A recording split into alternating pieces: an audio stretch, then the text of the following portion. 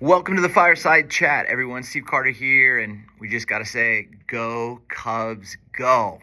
They're doing well, my friends. They're doing well. But I want to take you back to a little bit of a history lesson. 60 years ago, it's 1965. Leonard and Lois Crest, Herman and Marianne Dykema, Henry and Nova Van Balen, Robert and Darlene Wieringa, and Paul Butler came together in unlikely circumstances to begin a community church in the growing village of Oak Brook. And one of the phrases that these founding families said was that we came to Oak Brook to serve. I love that. We came to Oak Brook to serve. And what was amazing is, for the longest time, I thought the Reverend Art DeCryder was the one who planted this church, but I didn't know it was these families who had this vision for what a local community could be. Now, Paul Butler, if you go down 31st Street, no, wrong, York Street, right? That is where Butler Middle School is, and that's where actually the church began, in the gymnasium. But fascinating enough is Paul Butler had an idea for this idea of a local church coming, but they didn't know who the pastor would be. Now, Paul Butler's younger brother, Julius Butler, was taking a class on basic Christianity, and that's where he came to faith. And that class was led by the Reverend Art DeCryder, who was a pastor at a Christian Reformed church in Western Springs. So Julius Butler talks to his brother, Paul Butler, and then Paul Butler begins to hear, no joke, you can't even make this stuff up, from a friend of his who's King Hussein of Jordan, who happened to be in the area doing an investment and development tour. And the king had been extremely impressed with the work of a hospital in Nazareth, which is this Jordanian territory at the time, and the 38-year-old American pastor closely associated with it named Arthur DeCryder, who had just agreed to begin to work there. So, get this, Paul Butler's brother ends up coming to faith by a man by the name of Art DeCryder, and then Art DeCryder somehow is connected to King Hussein of Jordan, who happens to be in Chicagoland doing some business deals, and ends up having a conversation with Paul Butler, and now this guy's whole kind of like interest in Art DeCryder is piqued. Now, it even gets better. Check this out. The church needed financial support, and to start, it was going to be really tricky, really difficult. To be honest, it didn't look like it was going to happen.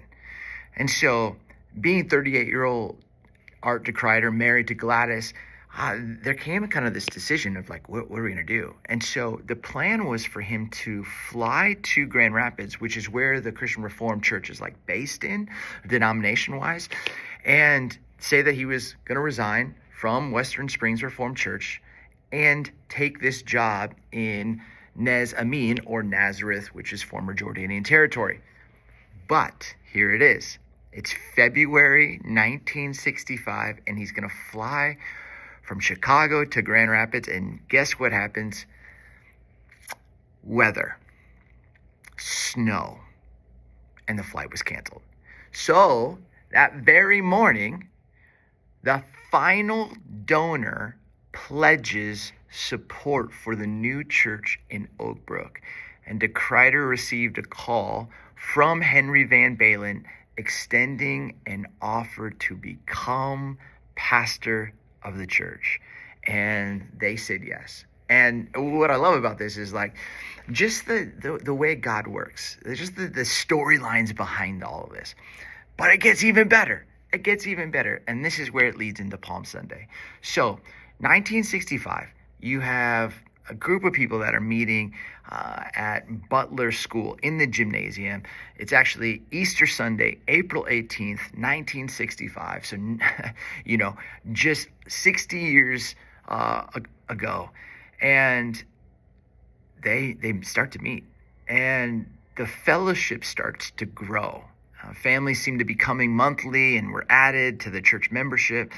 And in September of 1966, you had 45 households that had become members. By January 1968, it now had a membership of just 82 family units. So 82 family units, okay? Now, they have this desire. To move, and this deal that if the church was successful, that Paul Butler, who was the one who basically was the city planner of Oak Brook, would give Christ's church some land. So they needed some money. But quick time out. I'm going to go to this book right now because this book has an amazing historical moment. So get this. There ends up being a conversation, and Paul Butler makes a call to Art DeKruyter and invites Art DeKruyter to a meeting. And so DeKruyter went, this book says.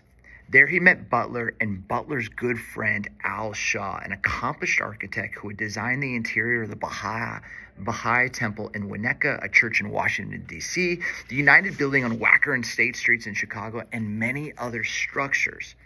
Butler had consulted with him on a number of Oak Brook projects and thought he might provide some valuable advice. Occupying an entire wall of Butler's office was the giant aerial photograph of Oak Brook with a map superimposed on it. Going over to the map, Butler pointed out 3 possible sites to DeKruyter. When he finished describing each one, he asked, "Well, what do you think?" "Mr. Butler," DeKruyter replied, "I don't think the first and second sites would be very good. But this third one is not bad. It is in a fairly good location. There would be some pros and cons, but it would be a reasonably good place." "All right," Butler said. Then he turned to Al Shaw, his friend, and said, "What do you think of this, Al?" And Al says, "I don't like it." Shaw said flatly, "That's not where the church belongs." "Well, where does it belong then?" Butler responds. And Shaw pointed to the southwest corner of York and 31st Street. "The church belongs on this corner," he said. "But that's a subdivision," Butler said. And from the map, it was obvious that the whole area on that corner had been subdivided. A new street led into the property, and the lots had already been laid out.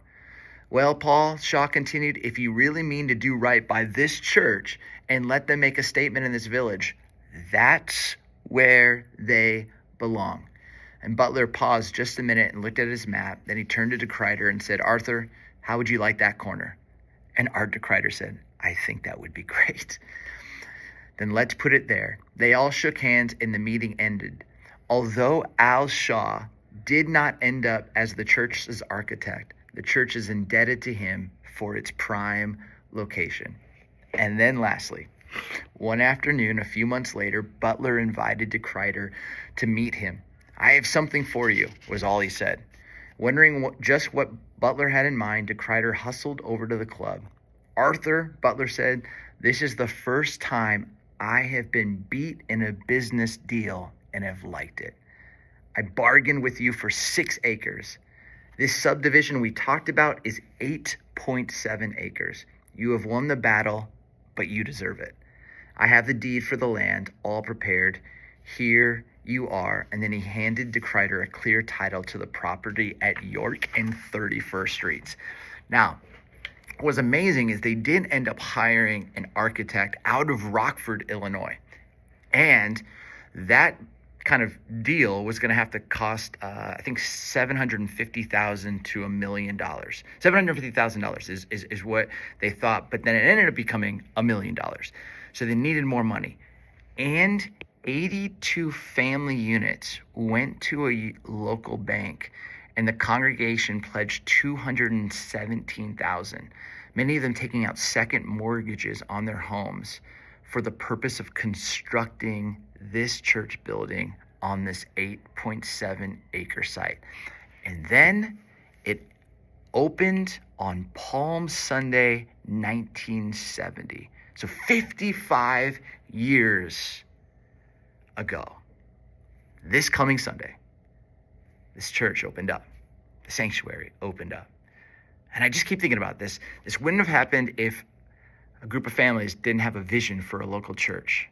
This wouldn't have happened without the generosity of Paul Butler. This wouldn't have happened if Art DeKruyter doesn't lead Julius Butler and even have this connection to King Hussein of Jordan. It wouldn't have happened if that flight wouldn't have been canceled. It wouldn't have happened if Al-Shah didn't hear that whisper and that prompting and was like, that's not where the church belongs. It wouldn't have happened if 82 family units didn't show up and actually pledge. And aren't you so glad it happened? I know I am. I know I am. So, my friends, come this Sunday, Palm Sunday, to church, because I'm telling you, it is a day of celebration.